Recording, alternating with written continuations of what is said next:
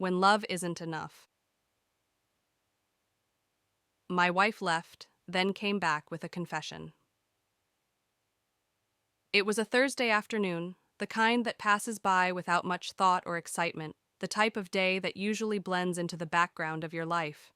Except this Thursday wasn't ordinary.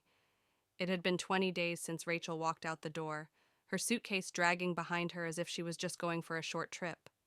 "I need space," she had said, her voice quiet but resolute. I remember standing in the hallway, stunned, watching her leave, thinking she'd turn around at the last minute, flash me a guilty smile, and say, "I'm just kidding." But she never did. She left, and with her, so did every sense of normalcy I had known in my life. The first few days, I tried to convince myself it was just a rough patch. Every couple has them, right? Maybe she needed to clear her head, get away from the daily grind. I told myself that she would be back, that whatever was happening could be fixed with time. But as days turned into weeks, hope faded, and the house felt colder, emptier. I was angry. Angry at her for leaving, angry at myself for not seeing it coming, and angry at the silence that now filled every corner of our home. I stopped going to work after the first week. What was the point? I couldn't focus anyway. My mind was consumed with questions. Where was she? Who was she with? And the most painful question of all, why wasn't I enough? Rachel had always been the vibrant one in our relationship.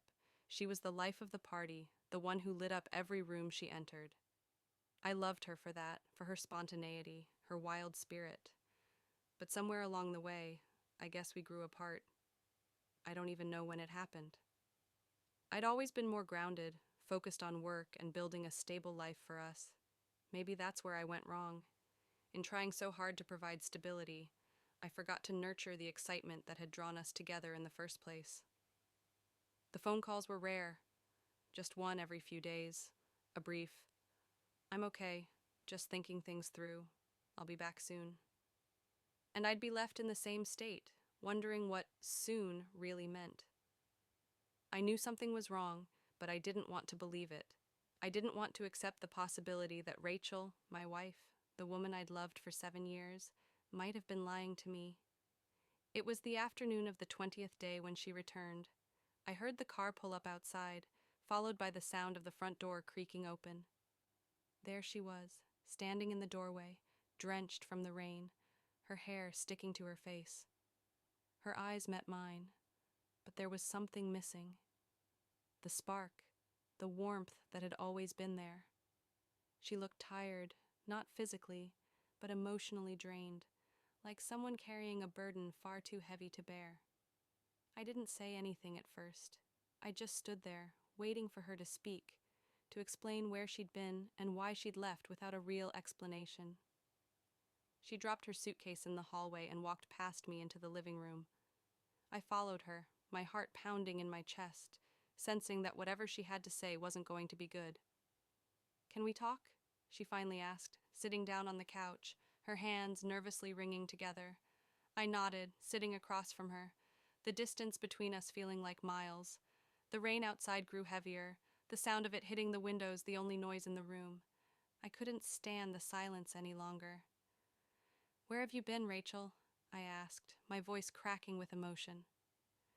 "You've been gone for weeks, and all you've told me is that you needed space. I deserve to know what's going on." She closed her eyes for a moment, as if gathering the strength to say what she needed to say. When she opened them again, they were filled with tears, but not the kind that come from guilt. These were tears of pain, of inner conflict. "I'm sorry, Jake," she began, her voice trembling. "I didn't mean for it to happen like this. I didn't plan on leaving for so long. I didn't know how to deal with everything." "Deal with what?" I pressed, my frustration mounting. "What is it, Rachel? Is there someone else?" There it was, the question I had been too afraid to ask all this time. It hung in the air between us, heavy and suffocating.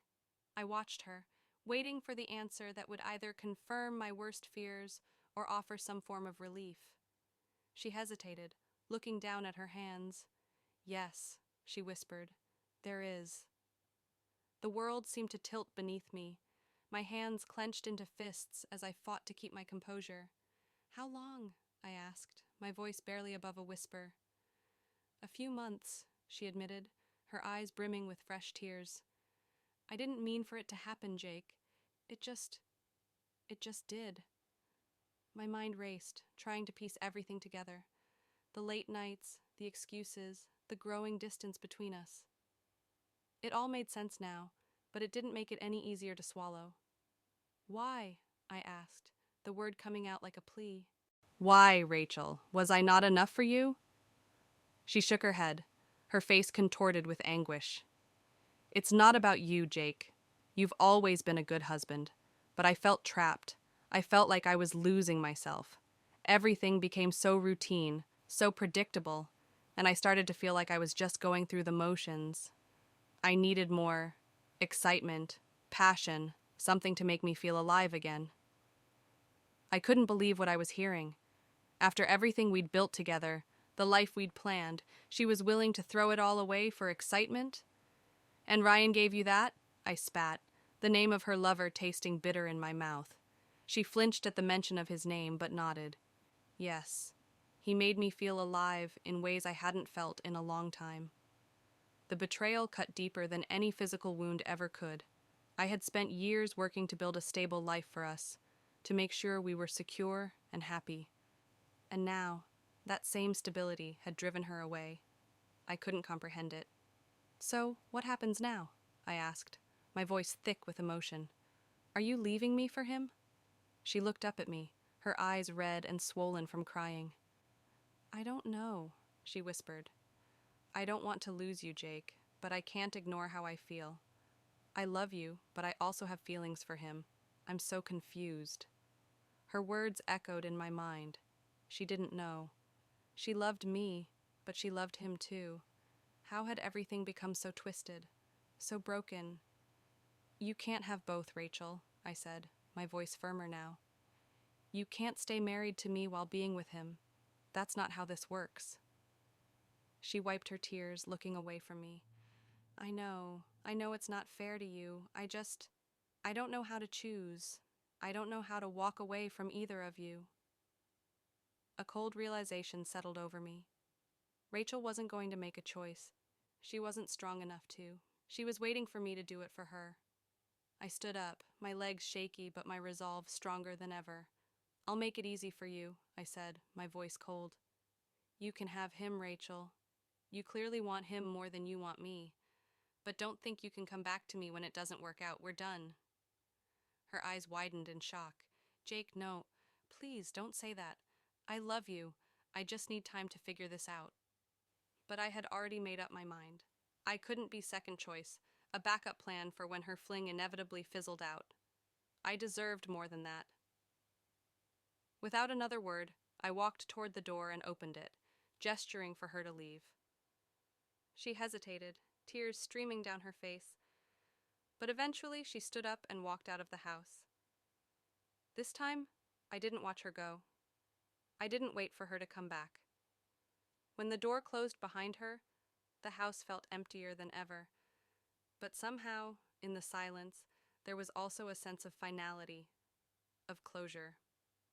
I had lost her long before she physically left, and now it was time to let her go for good. As I sat down on the couch, the rain still beating against the windows, I realized that sometimes, no matter how much you love someone, it's not enough.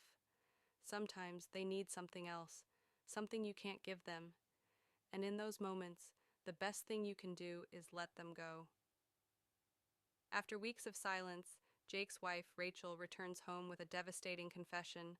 She's been having an affair for months. Torn between two loves, Rachel pleads for understanding, but Jake is left grappling with betrayal, heartbreak, and the realization that sometimes love alone isn't enough to save a marriage. This is a story of painful choices, emotional reckoning, and the courage it takes to walk away from someone you thought you'd spend forever with.